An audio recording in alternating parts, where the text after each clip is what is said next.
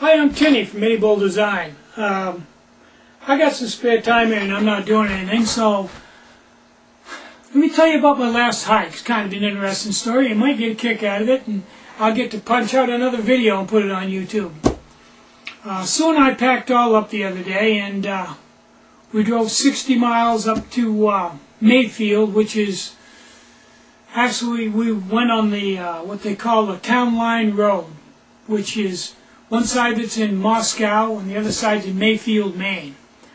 Now, once you go off of 16 onto this road, it's about 15 miles on a logging road. That's right, 15 miles on a logging road, right straight back in the middle of absolutely nowhere. If you had a problem back there, you'd have a problem because there's nobody back there. There's one house and the guy's not even home all the time. That would be at the 15-mile mark, a place called Baker Station. That's right by Baker Stream. Now, we went past Baker Station and parked, and there's a little tiny hole in the wall, muddy spot to park your vehicle right at the AT, right on the AT. And when you get in that parking lot, you can walk right across the road and go across, rock hop across Baker Stream and go up to Moxie Ball Mountain, which I did a while back. Or you can come out and take a left and go up the road, I don't know, maybe 100 yards, 200 yards, and catch the AT going south and go towards Caratunk.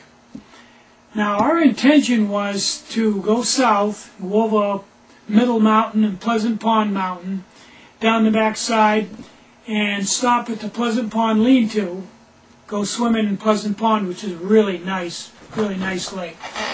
And then the following day, sleep over there the following day, go back up over Pleasant Pond Mountain and back home, and go back to Baker Brook and pick up and come home.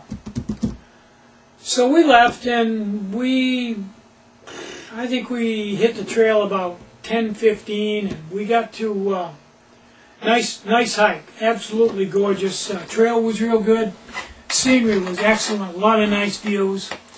We got to Pleasant Pond Mountain, and there were quite a few through hikers on top of the mountain. We probably stopped there an hour and a half, and just talked to the hikers and just kind of got the pulse of the trail. And I learned a lot. One of the things I learned was, from my perspective lately anyway, the trend is not boots but trail shoes.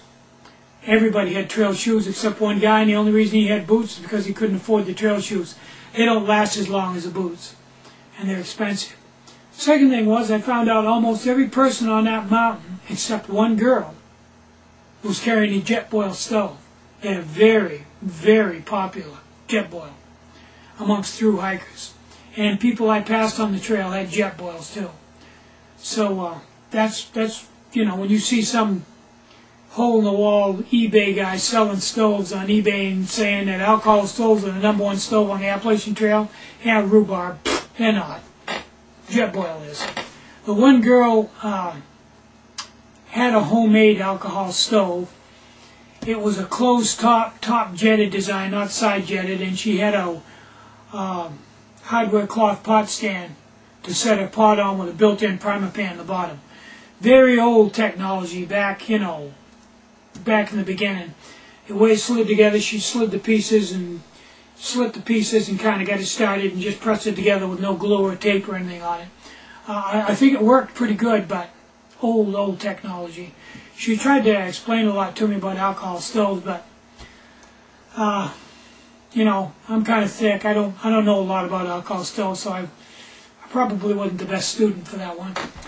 Anyway, after that we went down over Pleasant Pond Mountain, and usually when you're going down, if you look on the map, it shows it just like this, literally. And yeah, right. Well, usually they switch back and forth down, and sure, there's some tough spots usually at the end of the switchback, but usually it's not too bad. Barren Mountain's a little brutal, but not real bad. There's a lot of switchbacks and some flat spots. Pleasant Pond, no. Pleasant Pond is down. It's like a slippery slide. The whole time you're on your back sliding with rocks and stuff.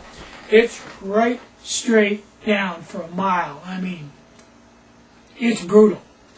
So we get to the bottom of Pleasant Pond and went down, took a swim, cooked supper, and Sue says to me, You know, I'm not absolutely sure. I want to try to go back up over Pleasant Pond Mountain, the face of that, tomorrow morning. And I agreed with her. I wasn't even sure I could get back up over there. It was that steep. I mean, I'm no spring chicken. I mean, it was tough. I'm sure I could have got up over, but it's nothing I really wanted to do. She says, let's do this. She's a real thinker. She said, instead of going back and backtracking, we wanted to go to Caratunk anyway, so in the morning, why don't we get up, eat breakfast, pack up, and go 6 miles down to Caratunk. So that's what we did. We got up the next morning. We had a nice breakfast, had oatmeal and blueberries, and we packed everything up, and it was a real nice hike to Caratunk. A good piece of trail.